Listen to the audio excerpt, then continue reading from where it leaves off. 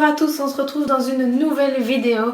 Aujourd'hui, je vous présente l'une des nouveautés de chez Sitinspire qui s'intitule Fais-moi une place. Dans cette boîte, vous trouverez 4 plateaux dont la fête foraine, la montagne, la plage et la fusée. Nous avons ensuite le petit calepin avec tous les exercices qui sont classés donc par thème en fonction de chaque plateau et il y a 3 niveaux de complexité croissant.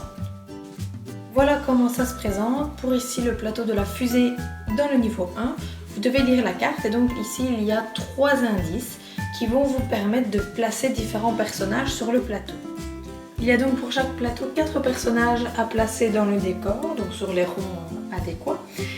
Et l'enfant va lire le premier indice et il va voir s'il a la possibilité de placer directement ou non un personnage. Car parfois c'est intéressant, on doit attendre d'avoir lu le deuxième voire le troisième indice avant de connaître l'ordre dans lequel les personnages vont se placer.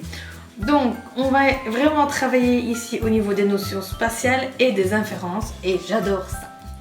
Un petit exemple, l'extraterrestre se trouve juste à côté du tableau de commande. Le singe est assis à l'un des 2 bouts de la fusée. Donc là, on ne sait pas si c'est tout en haut ou tout en bas. On va donc devoir attendre.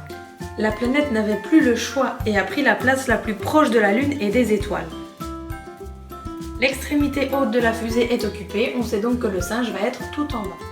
Et par déduction, l'astronaute sera entre l'extraterrestre et la planète. On va ensuite pouvoir vérifier que tout est correct. Évidemment, plus le niveau est compliqué, plus la carte à lire sera complexe car les inférences vont être de plus en plus compliquées, il y aura parfois moins d'indices et ce qui est intéressant c'est que dans les niveaux 3 et 2 même je pense, parfois ce n'est pas sous forme de tiret mais sous forme de texte. Voici un exemple avec un texte, donc là ce qui est intéressant c'est que contrairement au tiret où l'enfant sait que dans chaque tiret, il va y avoir une information importante. Ici, toutes les informations sont mélangées à travers un texte et c'est à lui de les extraire au fur et à mesure de sa lecture. Comme je vous le disais, par planche, il y a 4 personnages différents à placer. Le côté ludique du jeu est renforcé grâce à ce petit sachet. Il contient des bonbons que l'enfant va pouvoir gagner à chaque bonne réponse, donc à chaque personnage correctement placé.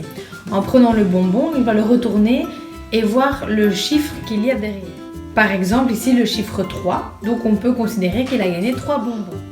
Pour accéder à la surprise finale, il va devoir récolter 10 bonbons. Vous pouvez en faire plus ou moins, ça c'est à vous de voir. Et donc il va devoir réaliser plusieurs exercices, soit du même niveau, soit de niveau croissant pour récolter ces 10 bonbons et arriver à la surprise que je vous montre tout de suite. Vous allez devoir prendre votre iPad, iPhone ou ce que vous voulez et télécharger l'application lecteur QR. On place l'iPad sur le code barre. Ça nous envoie sur une petite animation que l'enfant peut découvrir.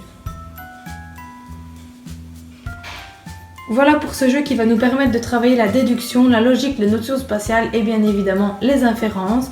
Il est vraiment très chouette à utiliser, ludique pour les enfants, la petite animation c'est vraiment le plus du petit jeu.